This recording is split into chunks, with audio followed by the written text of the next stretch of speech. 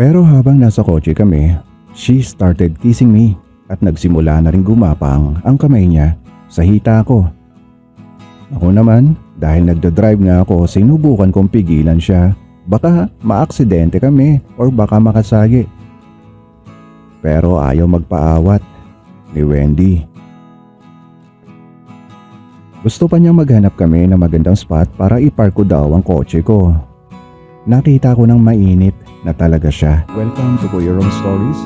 Maraming salamat po. Ay hindi pa nakasubscribe, please don't forget to click the subscribe button. Pati na rin po ang notification bell. Maraming salamat po. Noong January 2023 ay may nakilala akong babae sa isang app. Itago na lang natin sa pangalang Wendy.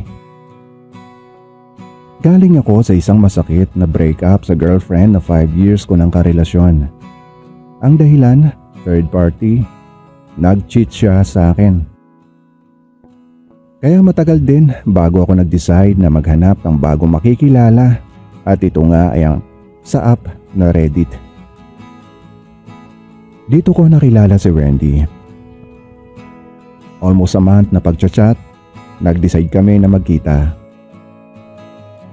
May mga hesitations ako pero sabi ko sa sarili ko bahala na. Hindi pwedeng magmukmok na lamang ako sa bahay. Nasa 30 na ang edad ko at naghahanap na ako ng seryosong relasyon. May stable naman akong trabaho.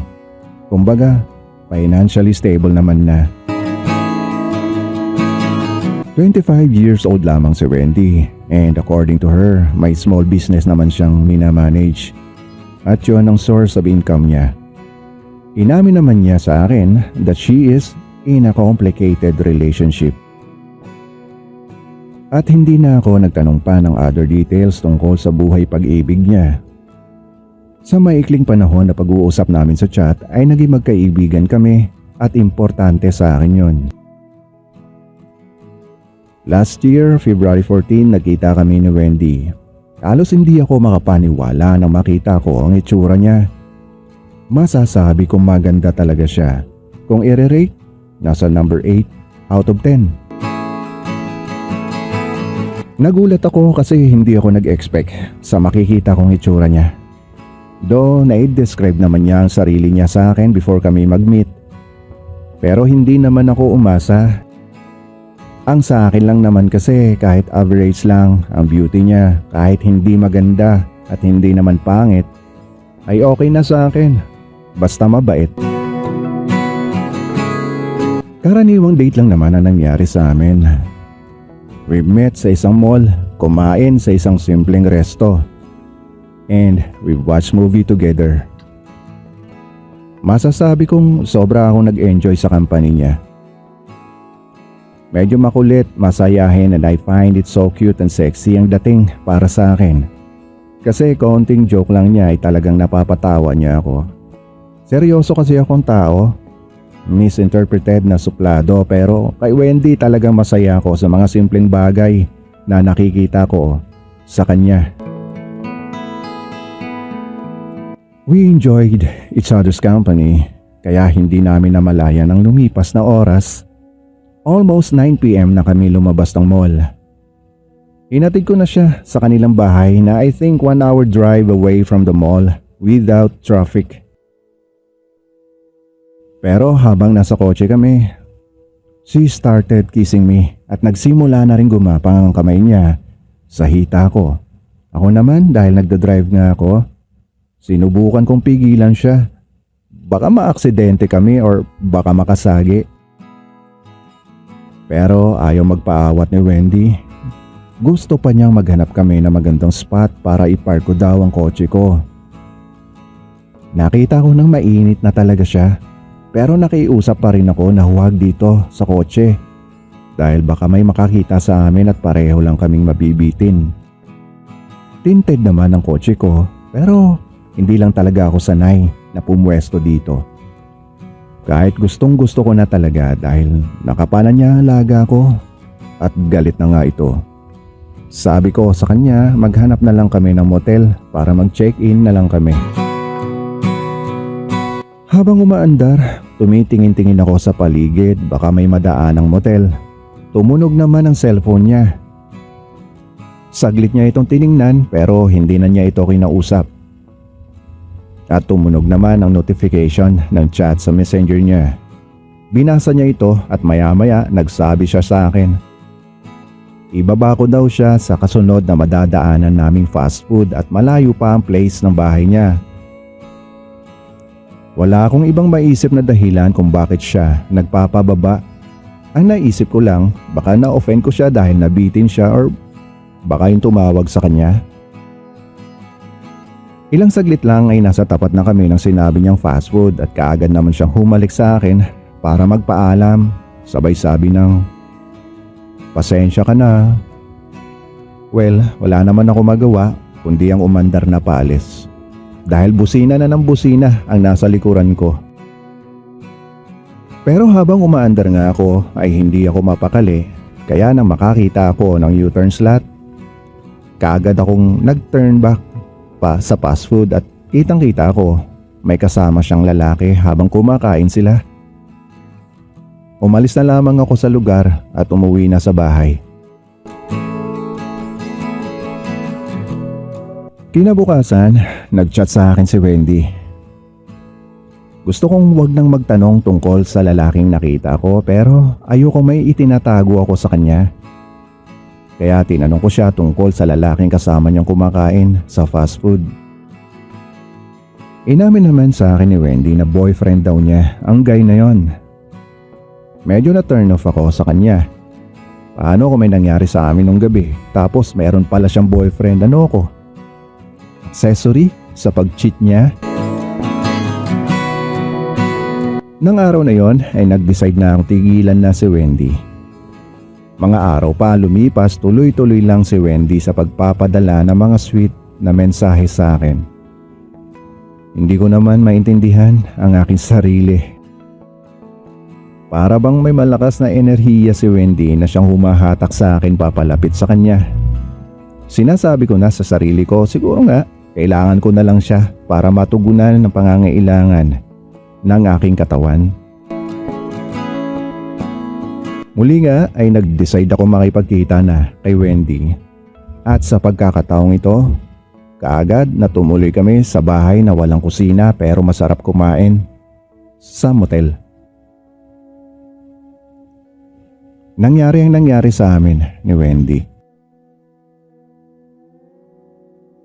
At masasabi ko mahusay siya magpaligaya. Dagdag pa ang kakit-akit niyang alindog. Kaya pareho naming narating ang tuktok ng kaligayahan. Ipinagtapat sa akin ni Wendy ang lahat. May anak na siya at ang lalaking nakita ko ay ang ama ng kanyang anak. Nailagay ko ang sarili ko sa isang komplikadong sitwasyon. Walang araw na hindi ko iniisip si Wendy, ang kalagayan niya at ang sitwasyon namin. May mga pagkakataon na gusto ko nang iwasan si Wendy pero hindi ko kayang tanggihan ang alay niyang masarap na laman. Sa tuwing kasama ko si Wendy ay masaya ako. Maraming araw ang lumipas. Naramdaman ko na lamang na nahuhulog na ang loob ko sa kanya. Kaya sabi ko sa aking sarili, nakahanda na ako kung samahan si Wendy sa lahat ng oras. Pero tinanggihan ako ni Wendy, hindi daw siya pwede. Nagkamabutihan na daw sila uli ng kanyang boyfriend, ang ama ng kanyang anak. Siyempre, nasaktan ako. Bago pa ako tuluyang mahulog ng husto sa komplikado niyang mundo, ako na ang kusang dumayo kay Wendy. Lahat ng mga contacts sa kanya, social media accounts, contact numbers, emails, lahat. Nakablock na siya. Masakit pero hindi ako nagalit sa kanya. Lumipas pa ang mga buwan. Inactivate ko uli ang mga social media accounts ko. At nakahinga naman ako ng maluwag dahil hindi ko na nakikita si Wendy. Pero dahil nalulungkot ako, naisipan ko na naman i-download ang Reddit. Gumawa uli ako ng bagong profile. Tapos isang profile naman ng babae ang nakaagaw ng aking pansin. Kaya nangahas akong i-follow siya. Kaagad akong nag-chat sa kanya. Hindi kaagad nag-reply. Ilang araw ang lumipas. Tsaka siya nag-reply. Tapos nag-start na kami mag-usap pero hindi kami humingi ng picture ng bawat isa sa amin. Habang tumatagal ang pagchat namin, napansin kong marami something in common sila ni Wendy. Dito nga ay nangahas akong humingi ng picture niya. Nalaman kong siya pala talaga si Wendy. Nagpakilala na ako sa kanya, nagulat pa siya. Kaya nagkakamustahan na lamang kami. Tinanong niya ako kung gusto ko pa daw ba makipagkita sa kanya sakaling yayain niya ako. Kaagad ko tuloy naalala mga ginawa niya sa akin. Hindi ko maitatanggi na masaya ako sa kanya, kaya lang may asawa na siya. Nakiusap pa siya sa akin na sa huling pagkakataon gusto niya ako makita. Tamang-tama daw na nagkausap kami. Pumayag ako kaya galing sa trabaho kahit gabi na sumipot ako sa place na pinag-usapan namin.